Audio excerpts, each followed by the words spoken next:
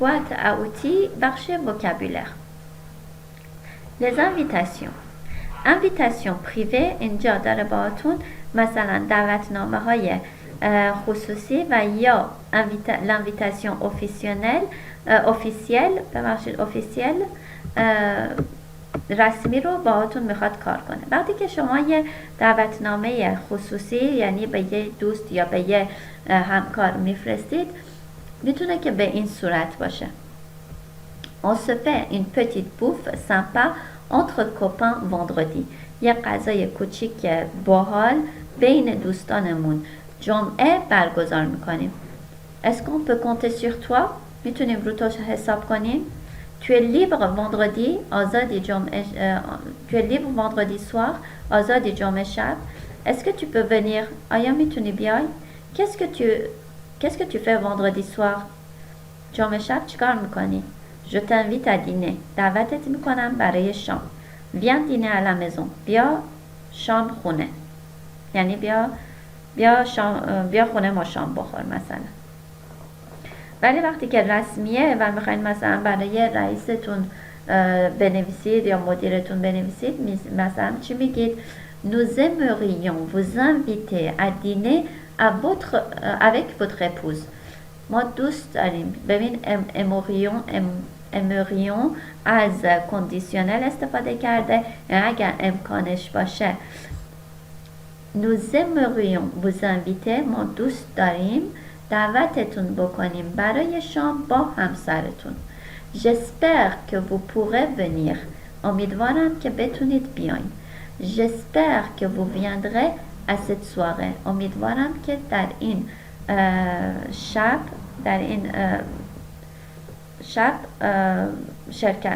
شرکت کنید. بیاین. خواهید آمد. J'espère que vous viendrez à cette soirée. امیدوارم که به این شب بیاین. این شب نیست همین جشن شبانه‌ای که برگزار میشه بهش میگن سواغه. Venez donc dîner à la maison vendredi soir. تشریف بیارید منزل برای شام جمعه شب. اونها قبول میکنن یا رد میکنن. اگر که دوستتون قبول میکنه میزنه D'accord, merci, je viens à quelle heure? ساعت چند بیام؟ Je ne sais pas, je vais demander à نمیدونم. حالا مثلا از مامانم میپرسم یا از دوستم میپرسم مثلا میتونم بیام یا نه. Vendredi, je ne peux pas. جمعه نمیتونم. حالا مدیر مثلا به یه آدمی مثلا که به طور مؤدبانه یا رسمی ازش دعوت کردید اینطوری جواب میده. J'accepte avec plaisir. با کمال میل قبول میکنم. Malheureusement vendredi متاسفانه جمعه مثلا نمیتونم. Je regrette mais متاسفم اما désolé mais ببخشید یا متاسفم یا متاسفم اما. Pendant la soirée در طول شب یعنی همون مهمونی شبانه. Qu'est-ce que tu bois? چی می نوشی؟ Tu veux boire quelque chose? میخوای چیزی بنوشی؟ یا وقتی که به طور رسمی میخواین چیزی رو تعارف کنید میگید چی؟ Qu'est-ce que je peux vous que puis-je vous offrir? چی میتونم تعارفتون کنم یا براتون بیارم؟ Qu'est-ce que je peux vous offrir? پس یا que puis-je vous offrir? Qu'est-ce que je peux vous offrir? دوتاش یه معنی داره. همش هم مثلا به اصطلاح میشه چی میل دارید. Est-ce que je peux vous servir quelque chose? میتونم چیزی براتون بیارم یا چیزی میل دارید. همه اینا یه معنی داره. Numéro 1. À deux, préparez deux dialogues. Dans le premier, vous invitez un ami à votre anniversaire. Dans le second, vous invitez votre directeur. Jouez les deux scènes en inversant les rôles. دو نفری یک مکالمه آماده میکنید. تو اولیش یه دوستتون رو به تولد دعوت میکنید. تو دومیش مدیرتون رو دعوت میکنید. دو تا صحنه رو بازی کنید و سپس اشخاص رو جابجا کنید. یعنی یکی میشه مدیر، یکی میشه اون کسی که دعوت کرده و بعدش میشه چی؟ اون یکی میشه مدیر. و اون یکی میشه دعوت کننده جشن. Complétez les couples verbe non. Inviter, invitation. Divorce, divorce. پس اینجا فعل و اسم رو داده، میگه که اینا رو پر کنید، درست کنید، کامل کنید. Informer، مثلا باید بزنید چیه اسمش میشه چیه؟ Information. Demander، من اینا رو براتون ترجمه میکنم، بعد میذارم براتون حلش رو روی تلگرام و اینستاگرام. informer اطلاع رسوندن. demande درخواست. salut salutation یعنی سلام کردن یا آره دیگه سلام کردن. organisation یک مجموعه رو بهش میگن organisation. فعلش هم که میشه organiser دیگه، برگزار کردن. préparer آماده کردن. travailler کار کردن. circuler رفت آمد کردن. augmentation افزایش. fête جشن. voyage سفر. refus نهی. aider کمک کردن. essayer تمرین کردن. réveiller بیدار کردن. jeu بازی. diminution کاهش. rencontre ملاقات. célébration célébration میشه جشن گرفتن یا فارسیش دقیقا یه لحظه من چک کنم. جشن گرفتن درسته. خب بخش گرامر رو با هم دیگه خوندیم. فکر کنم این کدوم بخش بود؟ تمریناشم فکر کنم با هم دیگه انجام دادیم. بخش گرامر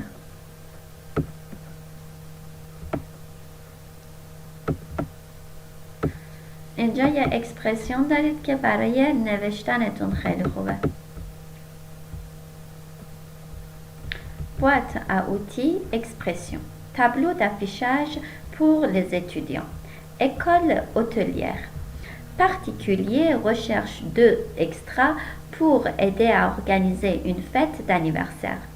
Ils devront confectionner un buffet pour une trentaine de personnes, servir les boissons et débarrasser après le repas des invités. La soirée aura lieu le 28 janvier à Versailles. Si vous êtes intéressé, téléphonez après 20h à Madame Sophie Mallard au 01 39 42 42 74. اکال هتلیر یعنی مدرسه هتلداری، یعنی اونجایی که یاد میگیرید که بعداً توی یه هتل کار کنید. پارتیکولیه یعنی یک شخص مربوط به یک مجموعه کاری نمیشه، یک شخص فرع خصوصیه. recherche 2 extra دنبال 2 تا آدم اضافه‌ای هستش، یعنی آدم هایی که توی آشپزخونه کمک میکنن. 2 extra یعنی هم برای آشپزی یا برای تمیز کردن کمک میکنن. pour aider à organiser une fête d'anniversaire برای کمک کردن برای یک جشن تولد برگزار کردن می باشه. پس یک شخصی دنبال 2 نفر کمک کار برای برگزاری یک جشن تولد هستش. Ils devront confectionner un buffet pour une trentaine de personnes. اونها باید این 2 تا نفر، اونها باید که یک بوفه برای یک 30 نفری آماده کنن. servir les boissons et débarrasser après le repas des invités. نوشیدنی ها رو تعارف کنن و بعد از شام مهمان ها میز رو تمیز کنن. La soirée aura lieu le vendredi 28 janvier à Versailles. این برگزاری این مراسم شب در 28 ژانویه در ورسای برگزار خواهد شد. Si vous êtes intéressé اگر براتون جالبه تلفن après 20h à Madame Sophie Mallard بعد از ساعت 8 شب با خانم صوفی ملق تماس بگیرید. بخش نوشتاریش کتبیش. Répondez aux questions. کی a écrit ce message à qui s'adresse-t-il برای کی این پیغام نوشته شده مربوط به کی میشه repérez dans le texte پیدا کنید در متن l'information principale ce que cherche Sophie اطلاعات اصلی اون چیزی که صوفی دنبالش میگرده le développement de l'information principale پس اینجا دوباره شما چی دارید؟ یه دونه بخش اولیه دارید مقدمه بعد دیولوپمان بعد کنکلوزیون پس توی بخش دوم دیولوپمان de l'information principale اونجایی که اطلاعات بیشتر در مورد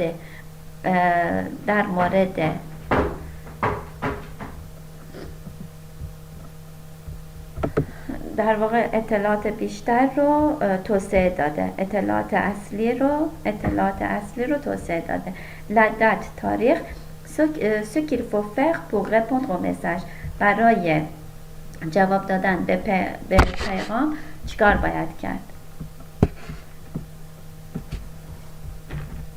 بعدش میشه کار کلاسی à deux rédiger une annonce pour une amie qui cherche un ou une étudiant ou étudiante pour garder ses enfants.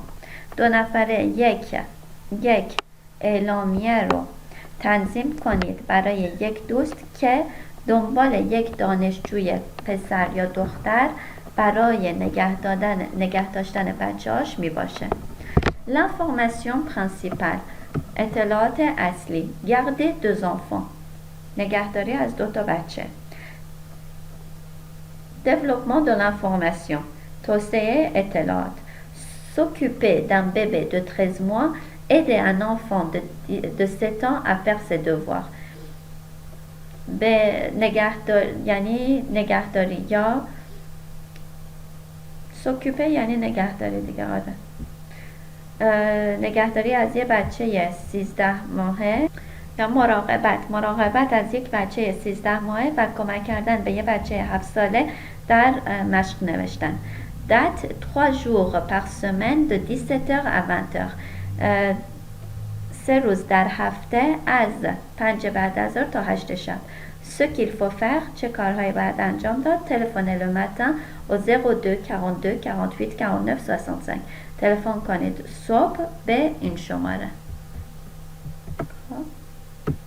Numéro 4, il faut refaire les peintures de votre appartement, mais vous n'en avez pas le temps. À deux, rédiger une annonce pour chercher 2 étudiants qui devront repeindre votre logement. N'oubliez pas de donner une courte description de l'appartement. باید که خونتون رو رنگ کنید ولی وقتش رو ندارید. 2 نفره یک متنی رو آماده می کنید دنبال یک دانشجو هستید یا 2 تا دانشجو هستید که خونتون رو رنگ بکنه فراموش نکنید که اطلاعاتی درباره آپارتمانتون هم بدید بخش شفاهی اورال Votre ami Ricardo vous a demandé d'organiser un anniversaire surprise pour son frère. Il aimerait faire une fête mexicaine et inviter une trentaine d'amis. دوستتون ریکاردو ازتون خواسته که یک تولد سورپریز برای برادرش برگزار کنید. اون میخواد که یه جشن مکزیکی برگزار بشه و یه 30 نفر از دوستاش هم دعوت کنه.